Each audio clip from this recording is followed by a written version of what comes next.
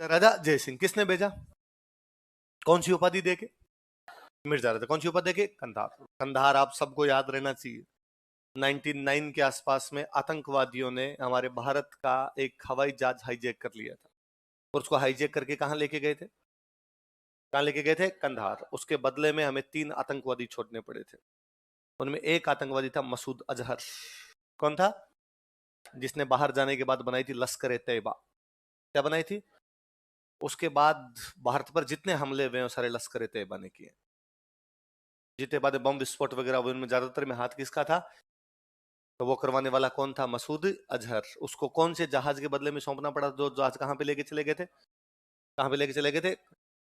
कंधार यूं सीने में सूल की तरह चुभता है।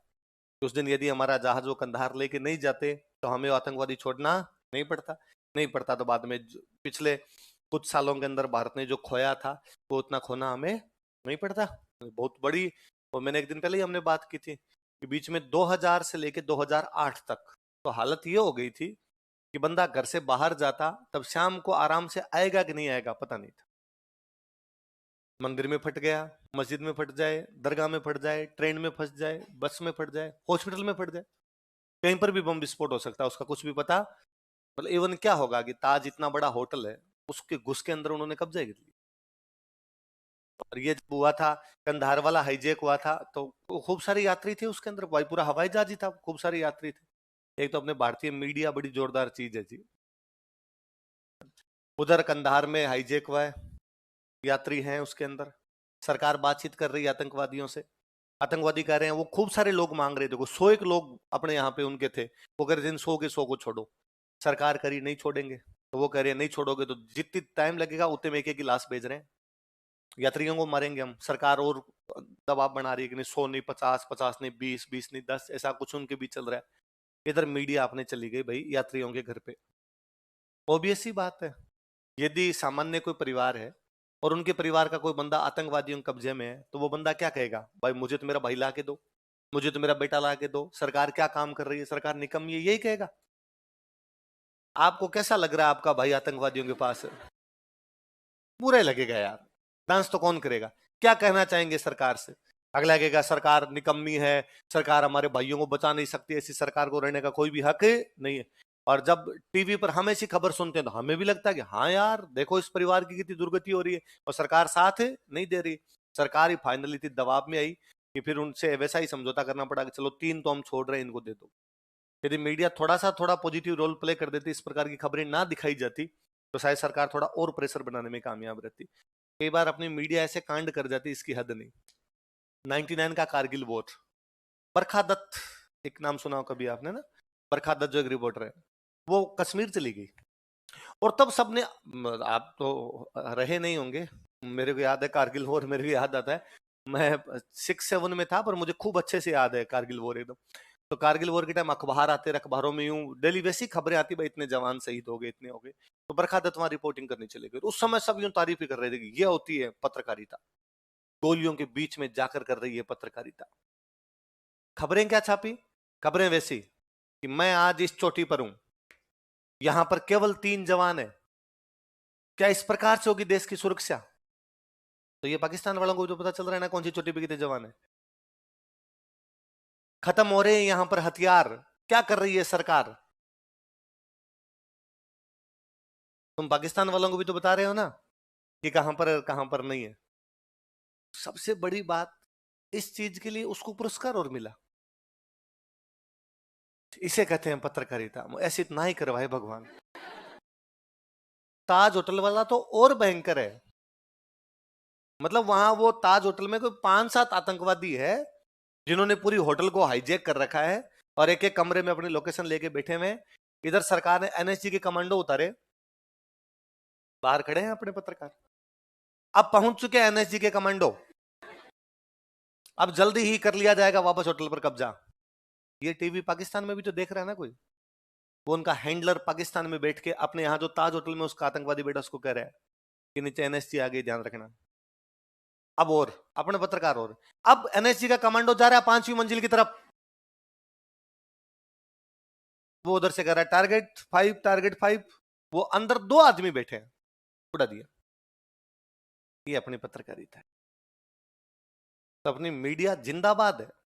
कई मामलों में तो कैसे काम करती है मीडिया के खुद के नहीं समझ में आ रहा है। अपने ये मान लिया गया कि किसी के हाथ में बॉम्बू दे दिया जाए, बस इसकी पत्रकारिता। फिर किसी के मुंह में घुसेड़ दो, बता कैसा लग रहा है, कैसा लग रहा है यार, बुरा ही लग रहा है क्या, कैसा लग रहा है इसके अंदर। तो मैं कंधार तो जब भी याद करता हूँ मुझे लगता है अरे यार उस साल वो कांड नहीं हुआ होता तो बाद में कितने सारी जाने निर्दोष लोग मरे होंगे उसके अंदर, उस एक आदमी की वजह से। वो एक आदमी हमको छोड़ना पड़ा, उसने बाद में एक आतंकवादी संगठन बना दिया और बाद में खूब सारी कांड हो गए अपने। एक तो ये भी कारण, और एक मैंने एक दिन पहले बताया था शायद आपको कारण, कि हमारे एक प्रधानमंत्री बने, वही महानतम प्रधानमंत्री रहे अपने, इंद्र कुमार गुजराल। साल भर के लिए नहीं बने होंगे, साल भर के बने थे, लंका लगा गए देश की। का भारत एक शांति प्रिय देश है, इसलिए भारत देश अपने पड़ोसियों के साथ कोई छेड़छाड़ नहीं करे। हम शांति से रहेंगे, पड़ोसियों के साथ अच्छे संबंध बनाएंगे। इसलिए पाकिस्तान में जितने जासूस थे वापस बुला लिए। आपका एसेट खत्म हो गया यार, आपको न्यूज कौन देगा? न्यूज भी तो मिलनी चाहिए ना वहां पर क्या चल रहा है। हम शांति प्रिय, अरे नहीं है शांति प्रिय, नहीं बनना शांति प्रिय। लातों के भूत डांगर ने घिरे दकालियां जद लाठा खेतर उखाड़ी जाए।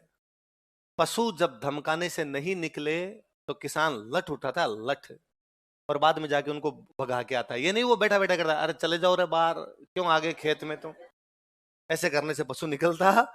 किसान भी रात को लठ लेके सोता है कि नहीं भाई ऐसे नहीं निकलेंगे, उनको बाहर निकालना। तो वो तो यार दुश्मन है, उनके साथ ऐसे कैसे कर सकते हो।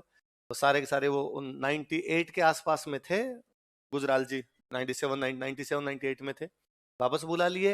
उधर से सूचनाएं मिलनी बंद हो गई, इसलिए 98 से लेके 2008 तक ये 10 साल तो भयंकर ही बुरे निकले भाई साहब। दिल्ली कोई ना कोई होते। 2008 के बाद अपने सरकार वापस जागी, सरदार जी वाली सरकार थी, मनमोहन सिंह जी वाली, और उन्होंने वापस भेजने शुरू किए। थोड़े थोड़े अंदर और रखो रहे, और थोड़े थोड़े अंदर और रखने शुरू किए।